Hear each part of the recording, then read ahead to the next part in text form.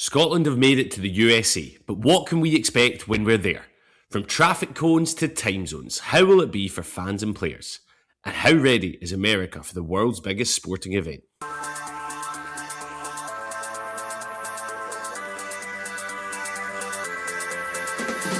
Hello, I'm Bradshaw and this is the Scottish Football Podcast. All the news, views and analysis you need on Wednesday the 3rd of June. And just a wee reminder, Scotland are at the World Cup.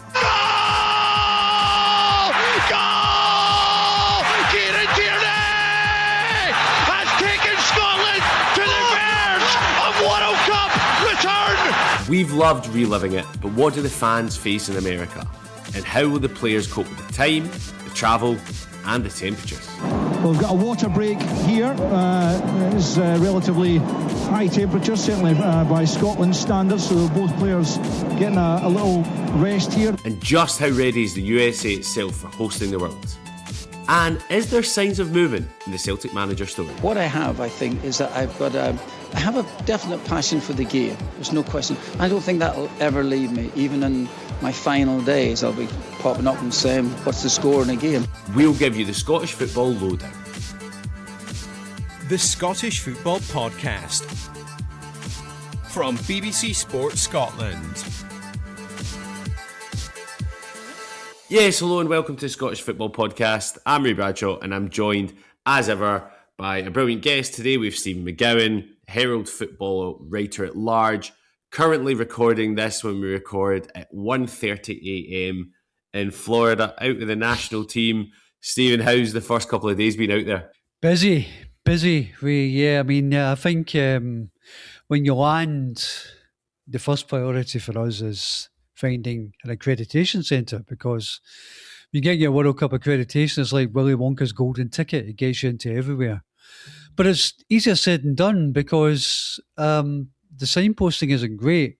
And it's quite a contrast with Qatar 4 years ago where it was for the World Cup, because over there, everything was branded World Cup. The buses, the underground, the lampposts. I think even the dogs had World Cup coats on. And you come here and you wouldn't know there's a World Cup coming. I mean, it's early yet. There's a bit of time to go. But I'm in Fort Lauderdale. Been spending a bit of time in Miami. Obviously, we're Lionel Messi. We were at the impressive Florida Blue Training Center of Inter Miami today. And that's gorgeous. It's superb and it's a great facility for Scotland. But is there any real sign of a World Cup here as yet? Not really. That's interesting because you would think World Cup fever would be starting to get there, but it just shows that soccer is a kind of secondary sport out there. It's fun. Stephen, let's be honest, you said first thing you're looking at is accreditation. I'm thinking first thing you're doing is making sure you get into the country after some of your social media, surely. Well, it's funny you saying that because it was a worry and a concern, but then you get there and you find they just don't have enough staff to check that stuff. So, yeah, I mean, you know, you were kind of... I was prepared to kind of like walk up to the immigration at Miami airport and just pronounce myself guilty. But, hold my hands up in the air and just say, right, handcuff me here. But, I mean, they were actually absolutely fine. It was quite straightforward. So, if any of the Tartan Army are coming out, I think a lot of that stuff's probably been a bit overblown. Have you seen any sign of it? I mean, I know you're in Miami. Scotland don't play there for 3 weeks today? We play Brazil. Any sign? Have you seen any Scotland fans out there? Because I know we play Bolivia. What would that be? 1,000 miles away, probably, by the time we get to New Jersey on Thursday. Have you seen any Scotland fans trying to get a peek at the training camp? Not here, no. I mean, I was at the Haiti-New Zealand game tonight. Oh, God. Concerning, there were like 10,000 Haiti expats there. And there's been talk of a travel ban on Haitians getting into America because of the current political situation. But they have plenty of fans there and they were noisy, they were boisterous, and they had quite a lot to cheer. And I think if any of the Tartan Army had been into Miami's old stadium tonight, watching it, I think they would have had a bit of a gulp because Haiti are a fast, a powerful, very direct attacking team. They play off the cuff, kind of flamboyant football. They don't really do conservatism. They don't sit in. Now, that might be a good thing for Scotland because if you remember the Hungary game at the Euros, didn't really cope very well with having to go on the front foot and attack and have a go. So there will be space to run into, but defending against this team will be difficult because they have lots of attacking options. So we spoke to the Sunderland striker Wilson after the game, Isidore. and Isidore, thank you. Wilson Isidore after the game, and Duckins Nazem was up front with him, and then they brought on a guy who plays for Ferencváros for Robbie Keane last season, actually scored a lot of goals, called Lenny Joseph, who scored the third goal, and they've got real good attacking flair and options. So talk to us about this, right? Because for clarity, it's 1:30 Miami time for you, it's 6:30 in Glasgow in the morning. For me, I woke up because I've been searching the Haiti team. The Google alert gives me the scores of any team I search. So I looked, I saw 4-0 Haiti against New Zealand, and genuinely my first thought when I woke up was, oh no. Like, were New Zealand good? Were Haiti great? Like, talk to us about the game in itself. New Zealand were terrible. So Okay. let's get that. That's the good news. New Zealand were really poor. I mean, they've got Chris Wood playing up front, who's obviously a very established English international. Did Elijah Just of Motherwell was playing as well from the start. But I mean, they were okay. You know, they made a few incursions over the halfway line in the first half. But Haiti scored a very good goal for the elaborately named Ruben Providence, who's a former French under-19 international, and I think quite a few of their players fit into that category, including Isidore. So, you know, they have kind of drafted and kind of assimilated lots of French players into their squad. They've managed to persuade a few of them to come over, including players in the English Premier League. Thankfully, they didn't manage to get their hands on Odson Edouard, who decided he would rather remain a Frenchman. But they have managed to strengthen the squad quite a bit. And I think there was a watching Scotland contingent there tonight. There was Stephen Naismith, there was Alan Irvine, the coaches, Scott Gemmell, under-21 coach, were there, some of the analysts. Left 10 minutes from the end, but I think they had seen enough to tell them that, yeah, this is not going to be an easy game. Steve Clarke's already on record saying that they're not really a pot 4 team. And I think that was kind of reinforced tonight by what we witnessed from a game where they flowed with real attacking intensity. I think it's the only way they know how to play. And the key for Scotland will be, can they exploit their defensive frailties in a way that New Zealand simply couldn't? Yeah, and I saw Jack Henry being interviewed on the BBC Scotland News yesterday, and he was talking about the heat at the training camp yesterday, the one that you were at in Fort Lauderdale. No, it was Inter Miami Stadium, wasn't it? The training camp. Yeah. And he was saying because it's Saudi, he's used to it, similar temperatures. How was the heat last night at kickoff? Because bear in mind, 3 weeks' time, Scotland kickoff at 6 p.m. Local time in Miami for that Scotland-Brazil game. How was the heat? The temperature was okay. What was a concern was that I think what we've witnessed since we came here has been thunder and lightning and really heavy rain showers. And in actual fact, the kickoff for Haiti in New Zealand was delayed by something like 30 minutes because there were safety concerns. It's a very open stadium. It's not entirely roofed all the way around, and they kept the crowd outside for long spells. Now, it's going to be a bigger stadium where Scotland will play Brazil, and I don't really want to contemplate what it'll be like if they have to keep 60,000 fans outside because of a weather alert. So, it's been interesting because it just seems to be that time of year here. Obviously, first two games are going to be in Boston. That's going to be cooler anyway. But certainly, training today at the Inter Miami training camp, it was 32 degrees, and it was absolutely blistering. And as you say, Jack Hendry is a good man to have in this situation because he's been playing in Saudi Arabia. He's been playing in average temperatures of something between 30 and 40 degrees centigrade. So I think Jack's got a good chance of starting the games. But I think the Scotland scouting coaching staff have been talking in terms of the games will be more slower tempo and it will be less pressing. Well, watching Haiti tonight, that's a nice idea. I don't know if it's realistic because I don't think they do a slow style or a slow tempo. And I'm not sure Morocco or Brazil do either. So I think temperatures, conditions, they're going to be a problem for Scotland. What about, have you spoke to any locals yet? Have you felt like World Cup fever is building? Because obviously there's just constant complaints about pricing, whether it's travel, ticketing. Like, I've been to other major sporting events in the US and they aren't this expensive. When I've been to the NFL, when I've been over college football, baseball, I'm sure I went to watch the New York Yankees for about 13, 14 quid for a ticket before. Do you feel like, I know you said there's no branding anywhere, but do you feel like World Cup fever is building for a tournament that starts in 8 days? No. Frankly. Okay. Look, I mean, it's a fairly limited sample size. Yeah. We've been here since Sunday. I've only been in Miami. I don't know how it is in other cities. I mean, there was an interesting YouGov poll this week that was published, and it was really very much into that subject, and it revealed that interest amongst Americans is mixed. 13% were very interested, 16% were somewhat interested, 14% were not very interested at all. The majority, 54%, said that they had no real interest of any description in the World Cup. Now, it's not an entirely bleak picture because, I mean, amongst the younger demographic, 18 to 34, football is growing. It's the third biggest sport after American football and after basketball, I think, now. But it still has a long way to go. And so far as I can see at the moment, the World Cup is not exactly grabbing attention the way I think the organisers would have hoped when they were putting those sky-high prices on tickets. Yeah, it's crazy. They can't even drum up some interest after someone wins the FIFA Peace Prize. What else is the world coming to? That's madness. And then I'm just waiting to see when I'm waiting to see if Donald Trump comes out in support of Scotland at some point. Actually, I genuinely think there's a possibility of that. And when you look at the bigger picture, I don't know if Steve Clarke has had a press conference yet. I'd imagine not yet.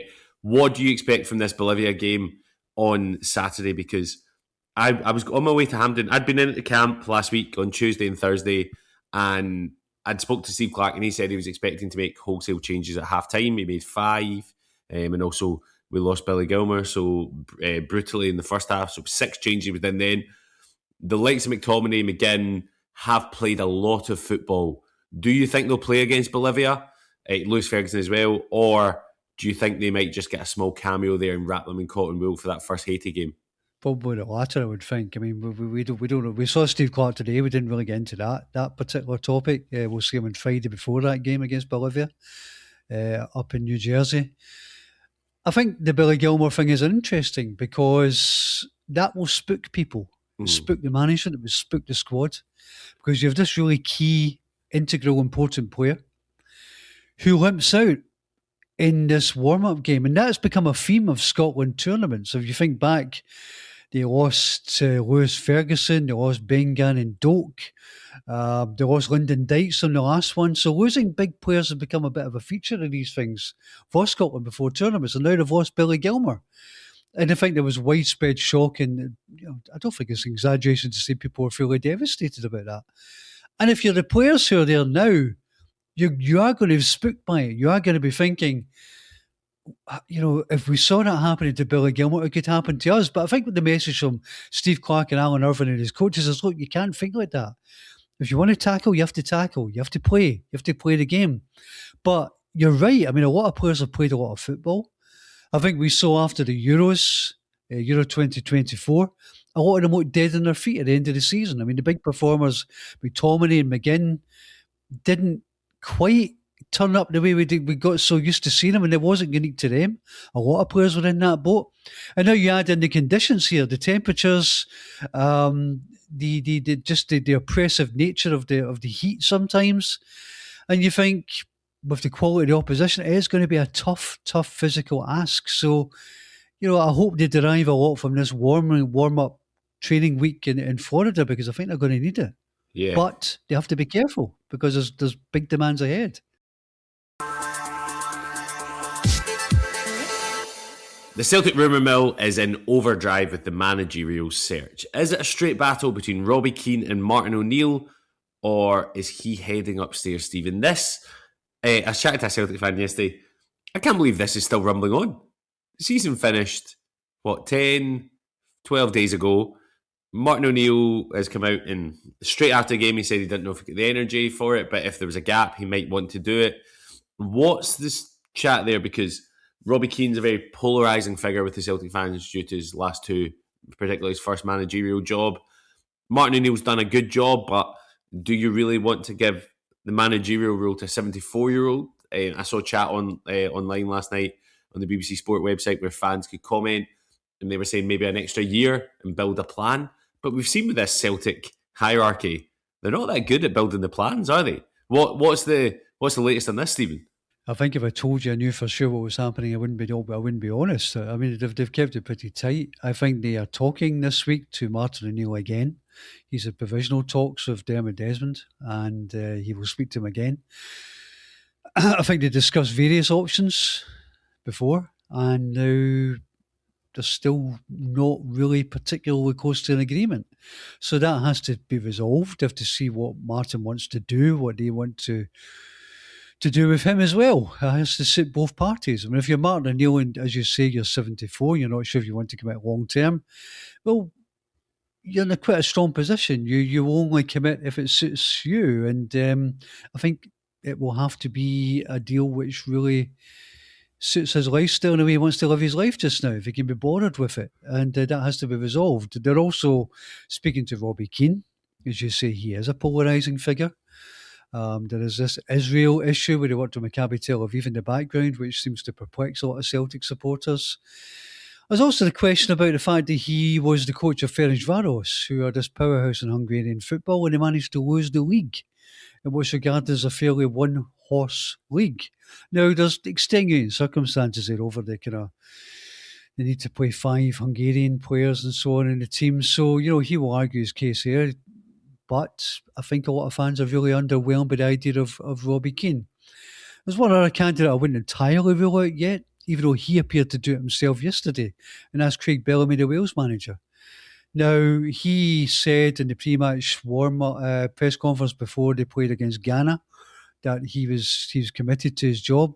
I think that falls into the category of what else could he say? He was at a Wales press conference talking to a lot of Welsh journalists. But I think Celtic want to speak to him. I think he would be interested in having a conversation. Whether that goes anywhere, I don't know. And a bit like Robbie Keane, people look at Craig Bellamy and say, well, he's only really managed something like 19 games in international football. But you could have an arrangement where one of those guys goes in as head coach and they have Martin O'Neill in a kind of senior advisory role upstairs. So it's a movable feast. I think the only certainty is that all of the options are slightly underwhelming for supporters. I think if you are Celtic, you're probably looking at Martin O'Neill and seeing him as the safe pair of hands just now. So let's see if they can get a deal done with him first, I think. Yeah, because they need to do a lot of business in the transfer market as well. And from your dealings of football, Stephen, how important is the manager for something like that? Or is it a case now clubs have recruitment teams and all that, and they'll have already identified targets? It's just a case of signing them off. Yeah, I mean, you keep seeing this comment from Celtic fans whenever they're linked with a player. Well, who's the manager? Who's signing these players? Well, look, I mean, they would be pretty perturbed if the club were not pursuing targets just now, if they were not certainly lining up a list of targets for the new manager to come in and sign off. I think that's fairly standard. I think that's perfectly acceptable. The problem will be is if a new manager comes in and doesn't sign it off and decides that he wants a whole different set of players, then they will, to some extent, have to go back to the drawing board. That happened a bit with the Wilfred Nancy scenario, where they were drawing up a list of targets for Wilfred Nancy in the January window, and then Wilfred Nancy didn't really see the January window, and they had to go back to the start, and they decided to do a lot of loan signings till they could limp through to the summer. Well, they have more permanent targets in mind just now, but they can't really sign them until the new manager is appointed and he comes in and he signs them off. And they've got to get a lot of players out the door. I mean, by my calculations, it could be as many as something like 18. And then they're going to have to sign a dozen players. So you can understand the frustration of fans because time is of the essence. And I think there's a bit of amusement that the talks of these candidates have been pushed back slightly and that they're dragging on. Yeah, totally agree. And 18, 19 players. When you see Rangers signing Lawrence Shankland, when you see Hearts making moves for Calvin Miller and stuff like that, if you're a Celtic fan, it must be frustrating. And just finally, Stephen, I think all of Scottish football are sending their best wishes to Kenny Dalglish, who's announced he's been treated for cancer. I think he's pretty much the ultimate legend of Scottish football, isn't he? Yeah. 102 caps, 30 goals, level with Dennis Law. I'm not. I mean, being out here in America, I wasn't absolutely aware of how he managed to leak the diagnosis inadvertently online. Only that he did, and he's looking for some privacy with that, which I think we have to respect. But equally, we spoke to Steve Clark today.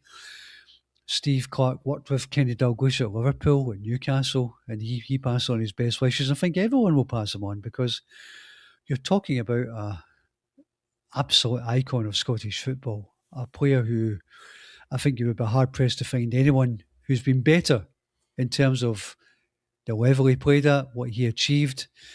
There'll be a lot of advocates of Dennis Law, of course, and that's absolutely right. But I mean, King Kenny is King Kenny, and I think everyone rightly will wish him well. That's all we got time for. Many thanks to Stephen, and thank you for listening. Remember, we're here with the new episodes of the Scottish Football Podcast bright and early every day, so to make sure you don't miss out, subscribe on BBC Sounds and have push notifications turned on in your phone. Yeah, thanks for listening today, and I think, like the rest of us, I'm away to watch Haiti New Zealand highlights and hope New Zealand were as bad as Stephen said they were. Thanks for listening. Goodbye. For everything you need to know about your team this season, download the BBC Sport app. All the latest news, goal updates, stats and scores, and insight and analysis. Just select your club to get the biggest stories and best content at your fingertips. What a result. Download the BBC Sport app for everything you need to know about your team this season.